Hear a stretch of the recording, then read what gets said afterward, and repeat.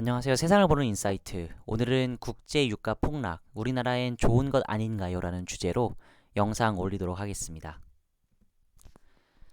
우선 최근 국제 유가가 굉장히 큰 폭으로 하락을 하고 있는데요. 올해 초만 하더라도 50불대를 유지하고 있던 국제 유가가 이제 얼마간 큰 폭의 하락을 기록을 하면서 지금은 20불을 겨우 턱걸이하는 수준으로 내려와 있는 상황입니다.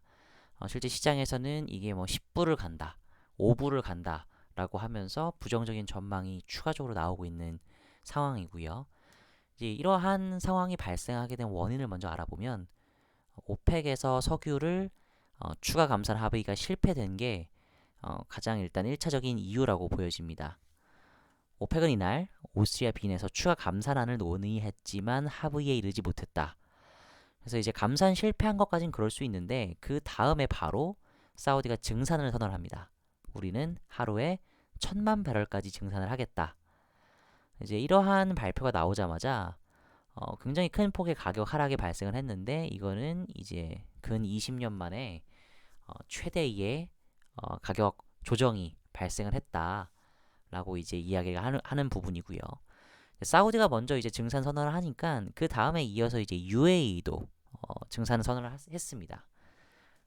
그리고 러시아도 증산을 한다고 하고 있고요. 그 이외에 이제 이라크 같은 나라들도 추가적으로 증산을 선언하면서 이제 굉장히 이제 원유 공급량이 늘어날 것으로 기대가 되고 거기에 맞춰서 원유 가격은 큰 폭의 이제 하락을 하게 됩니다.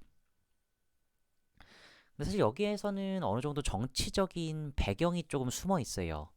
지금 저희가 사우디아라비아하고 이제 이란은 이제 중동에 이제 맹주 자리를 두고 서로 싸우는 수니파, 시아파 벨트로 이제 구분되고 각자의 이제 벨트에서 이제 본인들의 이제 맹주를 차지하고 있죠. 사우디아라비아는 수니파, 그리고 이란은 시아파고요. 이 두 나라가 지금 현재 이 시리아 여기거든요. 이제 시리아에서 내전이 발생한 상황인데 이제 지금 수니파하고 시아파하고 나눠서 지금 내전을 하고 있어요. 근데 다만 이제 사우디아라비아는 많이들 아시겠지만 이제 미국의 동맹국이죠. 그러다 보니까 이제 이 시리아에 이제 미군이 주둔을 하고 있었는데 이제 미군이 2018년도 12월 19일에 전격적으로 이제 시리아에서 철수하겠다라고 발표를 합니다. 사우디아라비아 입장에서는 미국의 뒤통수를 맞았다라고 생각을 할 수 있죠. 그리고 이제 사우디아라비아의 또 반대편인 이제 이란에 저희가 이제 보통 미국하고 러시아가 서로 이제 좀 대립되는 관계인데 이 순위파는 어떻게 보면 이제 미군의 지원을 받고 있고요. 이제 이 시아파는 러시아의 지원을 받고 있었는데 어떻게 보면은 이 중동에서 이란과 러시아의 영향력이 조금 강화되었다. 이제 미군의 철수로 인해서 어떻게 보면 사우디아라비아가 조금 입지 자체가 좀 축소되었다라고 보시면 될 것 같습니다. 이제 이러한 상황과 더불어서 미국 셰일가스가 이제 계속 개발이 되면서 미국이 18년도 이후로 전 세계 최대의 어, 원유 생산국으로 올라서게 됩니다.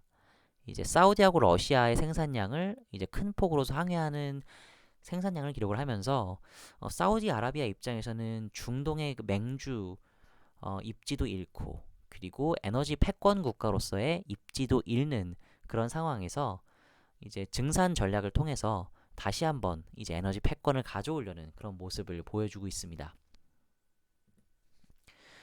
근데 이제 이렇게 저유가 상황이 되면 기름 한 방울 나지 않는 저희 대한민국에서는 뭐 유리한 거 아닌가요? 뭐 호재가 아닌가라고 많이들 생각을 하실 텐데 실제 뭐 수혜를 보는 업종이 있고요. 피해를 보는 업종이 있을 겁니다. 오늘은 이제 저유가의 이제 수혜주가 무엇이고 이제 저유가로 인해서 피해를 보는 업종은 어디인가에 대해서 한번 알아볼 텐데요. 먼저 저유가의 수혜 종목은 대표적으로 대한항공, 아시아나, 현대차, 기아차가 있겠죠. 이제 아무래도 항공유 가격이 하락하게 되면은 항공사 입장에서는 비용 부분이 좀 줄어드는 부분이 있고 이제 아무래도 뭐 휘발유 가격이 싸지면 자동차 구매 여력이나 이런 부분들도 좀 높아지겠죠. 저유가 피해 종목은 정유 그리고 이제 친환경 전기차인데 이제 아무래도 원유 가격 자체가 좀 올라가게 되면 이제 이런 친환경 전기차에 대한 수요가 줄어들 수밖에 없겠죠. 그리고 이제 건설, 조선 등 다양한 업종의 저유가의 피해가 발생을 하게 됩니다. 조금 더 뒤에서 자세히 알아볼게요. 근데 이제 저유가 수혜 종목인 항공사하고 이제 자동차 업종이 통상적으로 뭐 단순하게 이제 미국과 그리고 사우디, 러시아 간의 이제 이런 여러 가지 정치적인 이슈로 인해서 가격만 하락을 했으면 문제가 없는데 코로나 사태로 인해서 가격이 하락했음에도 불구하고 전혀 수혜를 받고 있지 못해요. 이제 아무래도 코로나 사태로 아예 여행 자체가 좀 불가능하다 보니까 3월에 항공 여행이 역대 최저를 기록을 했다. 그리고 현대차는 금융위기 이래 최악의 실적을 기록했다는 게 지금 현실이고요. 그리고 사실상 원래 통상적으로 좀 저유가의 수혜를 보는 이런 종목들이 이제 이번에는 어떻게 보면은 뭐 수혜는 수혜대로 받지 못하고 이제 여러 가지 악재에 지금 휘말렸다고 보시면 될 것 같습니다. 이제 항공 여객수는 200만 명에도 못 미치면서 통계 작성 이래 가장 적을 수밖에 없었죠. 아예 이제 저희 한국에서 나가는 항공편 자체가 거의 대부분 취소가 되는 상황이고요. 이제 현대차 또한 이제 2009년도 이후 최대 감소폭을 기록을 했는데 이것도 이제 뭐 불가피한 상황이 거의 대부분 자동차 계약은 여러분들이 대리점에 가셔서 딜러들과의 이제 대화를 통해서 계약을 하시게 되는데 어떻게 보면은 대리점에 가는 것 자체가 좀 많이 껄끄러워졌죠. 대리점 같은 경우는 아무래도 사람도 많이 왔다 갔다 하고 이제 좀 유동 인구가 좀 발생을 하는 그런 측면이 있는데 코로나 사태로 인해서 이제 그렇게 대리점에 직접 방문하는 것 자체가 좀 많이 꺼려지는 부분도 있고요. 보통 저희가 경제 위기가 발생을 하게 되면은 자동차 같은 사치제의 수요가 가장 큰 폭으로 하락하게 됩니다. 아무래도 자동차 자체가 뭐 구매를 하시려던 계획이 있으셨다고 하더라도 좀 경제가 좀 어렵고 뭐 본인들의 이제 월급이라던가 본인들의 이제 자영업을 하시는 분들은 뭐 더더욱 뭐 자동차 이제 바꾸시려는 계획을 취소하실 수밖에 없겠죠. 그러면 이제 저유가에 이제 피해를 보는 업종들에 대해서 제가 하나씩 먼저 살펴보도록 하겠습니다. 가장 대표적인 게 바로 정유주죠. S-Oil과 SK이노베이션인데 이제 이런 정유주들이 이제 피해를 보는 두 가지 가장 큰 요인이 있습니다. 바로 정제 마진의 하락과 그리고 재고 평가 손실인데요. 저희가 통상적으로 석유 제품에서 이제 원료 그리고 이제 기타 비용을 제한 부분을 정제 마진이라고 표현을 하고요. 정제 마진이 한 4달러 수준은 되어야 이제 손익 분기점이다라고 저희가 표현을 합니다. 근데 지금 정제 마진이 이제 저유가로 인해서 지속적으로 좀 하락을 하는 상황이고 정제 마진이 예를 들면은 마이너스 1.1불이라고 한다면 손익 분기점이 4불이라고 말씀을 드렸죠. 이제 생산할 때마다 5불씩, 5달러씩 이제 정유 기업들이 손해를 본다라고 간단하게 보시면 그렇게 보실 수 있습니다. 그리고 재고평가 손실 같은 경우는 이제 이러한 정유 기업들 같은 경우에는 통상적으로 한 3에서 4개월 정도 미리 원유를 구매를 해 와서 이제 재고로 지금 쌓아두는데 저희가 지금 아까 전에 보여드렸다시피 이제 올해 초만 하더라도 50불대를 유지를 하고 있었어요. 그러면은 이제 이 정유 기업들 같은 경우는 50불대에 사온 이제 그런 원유 가격들이 지금은 20불이기 때문에 이제 이러한 부분들의 이제 평가 가치 하락이 발생을 해서 이제 큰 폭의 손실이 발생할 수밖에 없다. 그래서 이런 모든 마진들이 추락하면서 정유업계가 이제 1조 적자 빨간불을 기록한다라는 기사도 뜨고 있고요. 이제 추가적으로 이제 전기차나 이제 이런 친환경 관련주들이 좀 하락을 할 수밖에 없어요. 제가 전기차에서 먼저 말씀을 드리면 저희가 보통 이제 미국의 대표적인 기업인 포드와 GM이 전체 판매량 500만 대 중에서 약 한 6.4%만 전기차를 기획을 하고 있다라고 해요. 높은 수치는 굉장히 아니죠. 이제 그 사유로는 포드와 GM은 최근 원유 가격이 폭락하면서 미국 내 기름값이 저렴해진다. 이제 유가 하락을 반기고 있어 당분간 전기차의 수요가 오히려 감소할 것이라는 전망을 내놓기도 하였다. 사실 당연한 말입니다. 왜냐면은 저희가 통상적으로 전기차는 일반 내연기관 자동차보다 훨씬 더 자동차 가격 자체가 비싸요. 왜냐면 현재 일단 판매량 자체도 적지만 배터리 가격 자체가 비싸다 보니까 차 판매 가격이 비싸요. 근데 이제 그런 상황에서 소비자 입장에서는 저유가인 상황에서 전기차를 선택할 유인이 없는 거죠. 이제 유가라도 비싸야 이제 전기차를 타면서 이제 여러 가지 이제 이런 비용 감소 효과가 발생을 하게 되는데 이제 그런 부분들도 없고 오히려 전기차 같은 경우는 충전 시간이 긴 치명적인 단점이 있기 때문에 저유가인 상황에서는 이렇게 전기차 관련주들이 조금 어려움을 겪을 수밖에 없습니다. 실제 테슬라 같은 경우를 보셔도 고점 대비해서 거의 지금 한 반토막 정도로 떨어져 있는 상황입니다. 이제 그 다음엔 건설주인데요. 저희 한국 건설 같은 경우가 해외 수주가 거의 대부분 중동에서 발생을 합니다. 이제 현대건설, 삼성엔지니어링, 대우건설이 가장 대표적인 건설주들인데 보시면 뭐 카타르, 사우디, 카타르, 뭐 사우디, 우즈베키스탄, 이집트, UAE 이제 이런 국가들이 전부 다 지금 중동에 있는 국가들이고 중동이 거의 저희 해외 건설 수주의 뭐 대다수를 차지하다 보니까 통상적으로 저유가인 상황에서 이제 이런 수주 물량이 많이 줄고요. 건설주 또한 통상적으로 저유가인 상황에서 주가가 좀 많이 하락하는 모습을 보여왔었습니다. 그러면은 이제 추가적으로 사실 또 여러분들이 보셔야 될 게 지금 이제 여러 가지 이제 국내 이런 기업들의 피해도 피해지만 저희가 주식적인 관점에서 봤을 때 요즘 가장 많이 나오는 게 미국 셰일가스 기업들이 부도가 나는 것이 아니냐. 그런 이제 우려들이 가장 많이 나오고 있어요. 저희가 2008년도 금융위기 때는 은행이 부실화돼서 금융위기가 발생을 했거든요. 그러면은 이제 이번 이제 2020년도에는 셰일가스 기업들이 부도가 나고 그 셰일가스 기업들의 대출을 해준 은행이 또 부실화되면서 이제 2008년도 금융위기와 마찬가지의 상황이 발생하지 않겠느냐라는 우려가 있어요. 근데 이제 그거를 좀 더 디테일하게 저희가 들여다보면은 실제 미국 셰일가스 기업들 중에서 이렇게 부채 비율이 높은 기업들이 있습니다. 이제 268%, 219%의 부채 비율을 가진 기업들이 있어요. 근데 이제 저희가 이제 이 각 기업들의 이제 규모를 좀 먼저 살펴를 보면요. 이제 이런 오시덴탈 같은 기업들, 이제 이런 기업들이 생각보다는 규모가 크지 않다. 저희가 가장 많이 아시는 엑손 모빌이나 이제 쉐브론 같은 기업이 실제 이 뭐 셰일 기업들의 이제 70%를 차지를 하고 있습니다. 근데 이제 엑손 모빌하고 쉐브론 같은 경우에는 이제 부채 비율이 굉장히 안정적이에요. 그리고 현금 보유량도 많고요.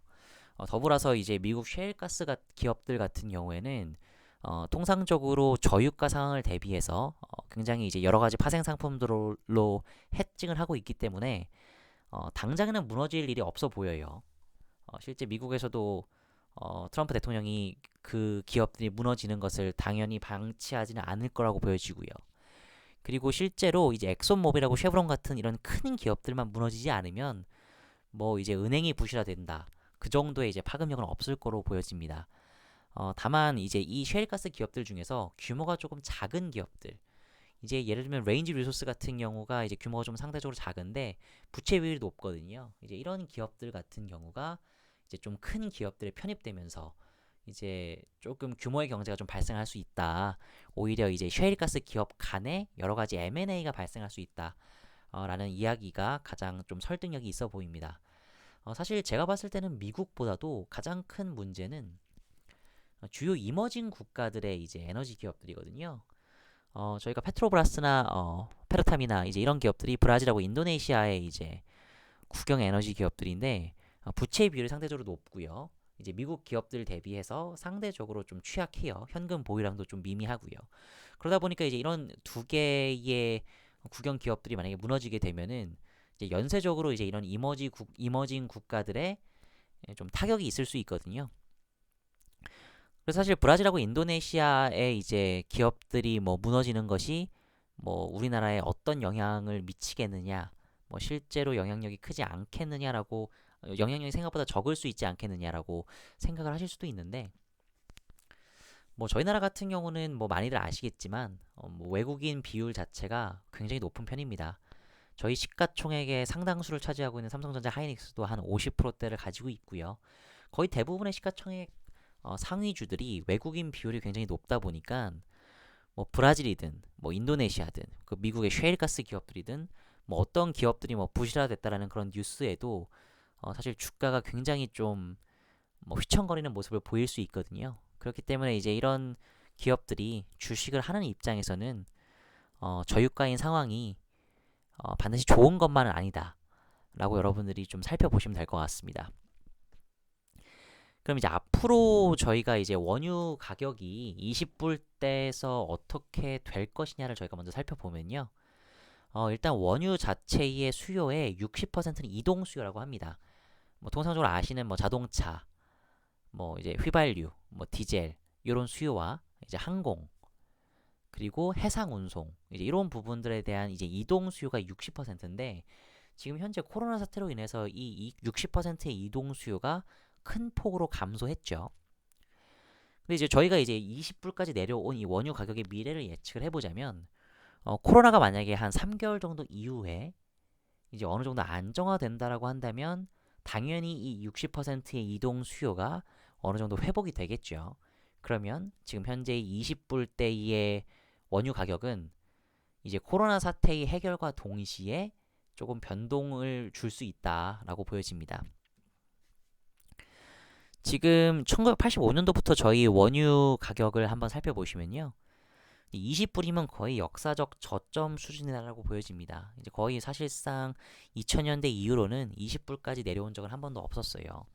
지금 시장에서는 뭐 10불 얘기도 나오고 5불 얘기도 나오고 하지만 막상 이제 앞에 보여드렸던 이런 코로나 사태가 진정세가 이제 보이기 시작하면은 이 원유 가격 자체도 당연히 반등을 줄 수밖에 없지 않겠느냐고 저는 사실 보여줘요. 그래서 이제 20불을 깨고 내려갈 때 저희가 이제 지금 가격대가 어떻게 보면은 이제 한 6개월 정도를 봤을 때 충분히 매수를 해볼 수 있는 타이밍이다라고 보여집니다. 코로나 사태가 이제 진정세를 보인다라는 전제하에 말씀을 드리는 거고요. 이제 올해 이제 하반기에 당연히 이제 진정세가 된다라는 가정하에 이제 나중에 한 50불, 60불까지는 올라가지 못한다고 하더라도 이제 20불대 구매를 하셔서 한 30불대 정도까지는 가지 않겠느냐라고 보여지고요. 이제 수요적인 측면은 그렇고 이제 공급적인 측면을 먼저 말씀을 드리자면 그럼 사우디하고 이제 러시아 간에 이제 증산 전쟁이 끝나지 않을 수도 있지 않겠느냐라고 이야기를 하실 수 있는데 실제로 지금 사우디하고 러시아 자체도 이렇게 증산 게임 자체를 지속적으로 진행을 할 수 있을 만큼 여유 있는 상황은 아니에요. 일단 뭐 사우디, UAE, 알제리, 리비아, 이라크, 이란 같은 이런 걸프 6개국은 유가가 지금 20달러인데 30달러 안팎을 유지를 해도 약 167조 원의 재정 적자를 보게 된다고 합니다. 실제 이제 이런 중동 국가들은 30달러만 돼도 적자가 심하고 실제 한 50달러 정도는 올라가야 이제 어느 정도의 이제 재정 적자를 조금 만회할 수 있는 수준이라고 보시면 돼요. 그렇기 때문에 이제 이런 중동 국가들도 지속적으로 이제 증산을 통해서 이제 20불대 밑으로 내려가는 것을 오랫동안 끌고 갈 수 있는 상황은 아니다라고 보시면 될 것 같고요. 이제 러시아 쪽에서도 뭐 유가 배럴당 35달러가 유지가 되면은 경제 성장률이 0%에 근접한다라고 이제 발표를 했어요. 지금 20불이죠. 그래서 이제 20불대 같은 경우에는 경제 성장률이 사실상 마이너스라고 보시면 될 것 같고 이제 그 상황을 러시아가 뭐 지금 당장 버틸 수는 있겠지만 중장기적으로 계속 이제 20달러가 유지가 되게끔 증산 전쟁을 펼치지는 않을 것이다라고 보여집니다. 더불어서 사실 이제 중동과 러시아의 이제 이런 증산 전쟁은 어떻게 보면은 미국 셰일가스 기업들을 견제하려는 수단이기도 한데 셰일가스 기업들이 이제 어느 정도 정리는 될 수가 있겠죠. 정리는 되더라도 이제 셰일가스라는 그런 자원 자체가 없어지는 게 아니기 때문에 늘 역사가 이제 반복되어 왔었어요. 이 셰일가스 기업들이 많이 한번 부도났다가 저유가 때 부도나고 다시 이제 원유 가격이 올라가게 되면은 이제 새로 이제 기업들이 생겨나면서 이제 셰일가스를 채굴하는 모습들을 보여주었는데 중장기적으로는 이렇게 한 6개월 정도를 본다면 이제 이렇게 중동도 러시아도 이렇게 여유 있게 이제 저유가 상황을 즐길 상황은 아니다.